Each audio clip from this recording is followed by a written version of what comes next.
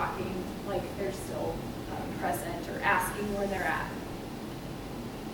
So Dr. Monica Parker is going to talk about the importance of planning early.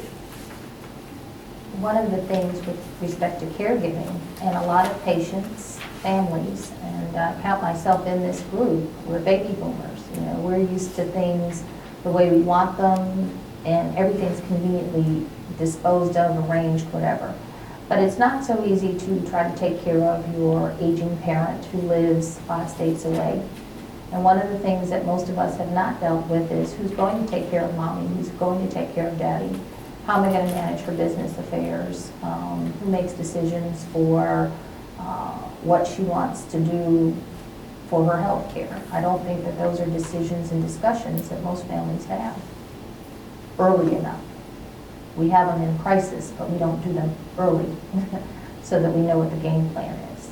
And if there's anything that I think that all of us should do is have a discussion with our parents, both of them, one of them, whichever one is available, early enough on to say, how do you want things to go if this happens to you?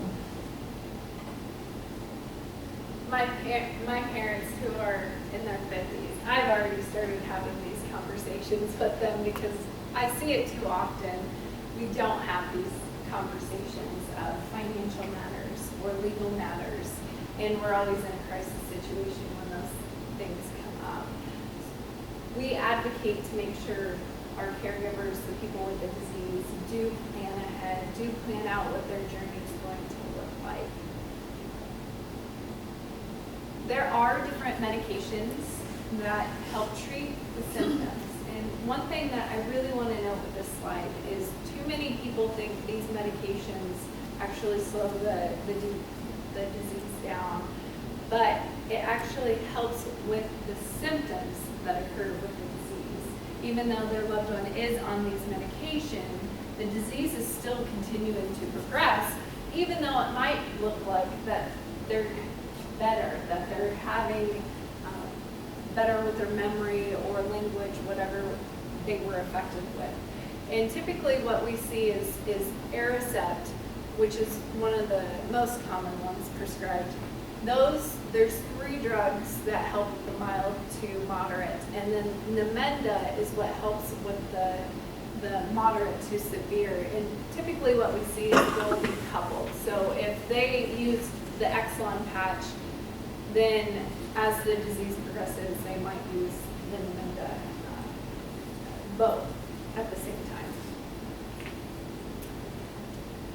And Dr. Peterson describes how these medications can help with the symptoms. So what can we expect from these drugs?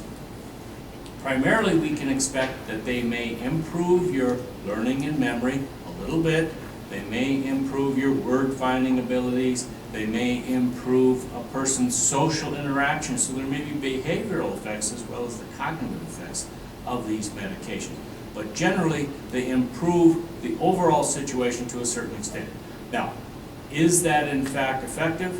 We think so, but it's modest. In some people, they may not notice any particular difference. On the other hand, in some individuals, they may preserve their function for a longer period of time. However, these are not disease-modifying therapies, so they really don't have an impact on the overall outcome of the disease. Nevertheless, they may be very useful in the short run. Which leads me to my next slide, talking about clinical research studies.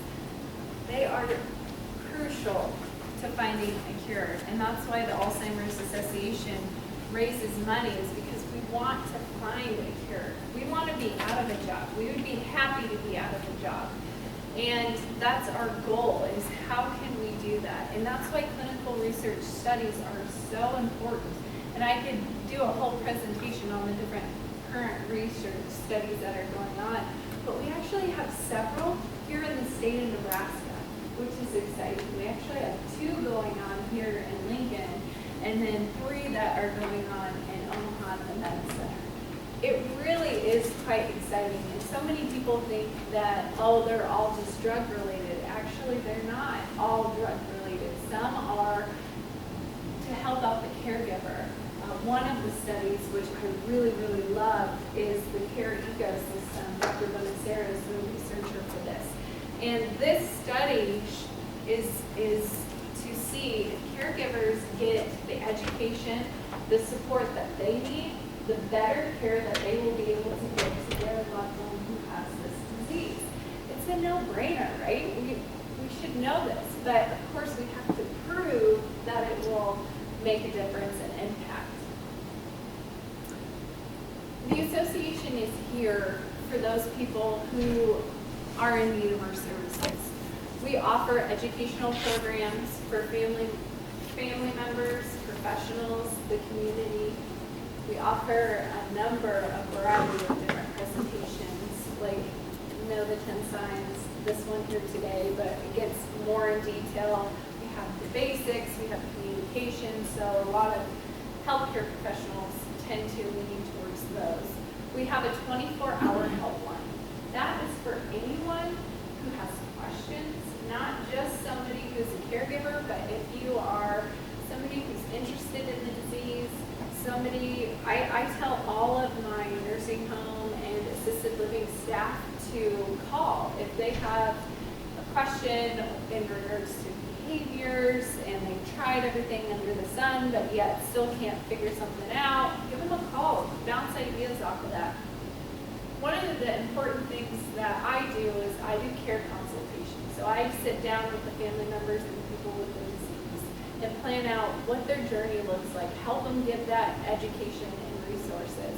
We do have support groups that are very, very crucial for caregivers. We are starting an early stage support group, which means the person with the disease who's in the earlier stages and their loved one, it could be a spouse or children, can attend, which starts up in March.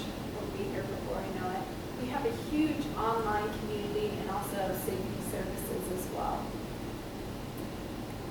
How you can get involved, there's a number of different things. One of our biggest events that we have is the Walk to End Alzheimer's, which usually takes place in September. Because we cover the whole state of Nebraska, we actually have 14 different walks that go on. So August and September are a little crazy in our offices. But one of my favorite events that we have is the longest day. It's twofold. It's on the longest day of the year. But it also represents every day as a caregiver is the longest day. And it's very, very impactful. And what you can do for the longest day, it really is quite cool. You can do any activity and you can have groups, it could be by yourself. It really is a neat program. And then you see the Capitol out there. We are actually going to have our Advocacy Day next week, which is Thursday the 23rd, and we'll be meeting with our senators. We have advocates that come across the state of Nebraska, and we'll have meetings with the senators to discuss the different bills that we would like to see get passed or have them help us sponsor as well. And then another thing that the association does is we go to Washington, D.C., and all the chapters get together, and then we go to the Capitol Hill on the federal side and talk to them about federally what we would like to see done. This is our last clip.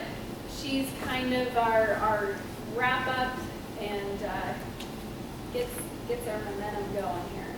I think it is important to reach out to the Alzheimer's Association. They have information to help you plan and think through the critical steps that you need to take on immediately, and I think that's very important. I also think it's important to reach out and build the community of friends and family that will be there to help support you as you go through that. It's a critical disease that can't be done alone. And you can't care for a person alone in that process. There's too many stories about the difficulties that brings. So I think early on it's important for you to build that community and those relationships so that you know you have people you can call on to help you when the time is there. All right, so I apologize, I ran just a little bit over, but what kind of questions do you have for me? No, don't talk at once. Well, if we do have any questions, know that the Alzheimer's Association is here. Whether it's you personally or if it's, you know, you're helping with a client, we're happy to help in any way that we can. As I mentioned, you should have a sign-in form and evaluation form. If you wouldn't mind, please filling those out for us.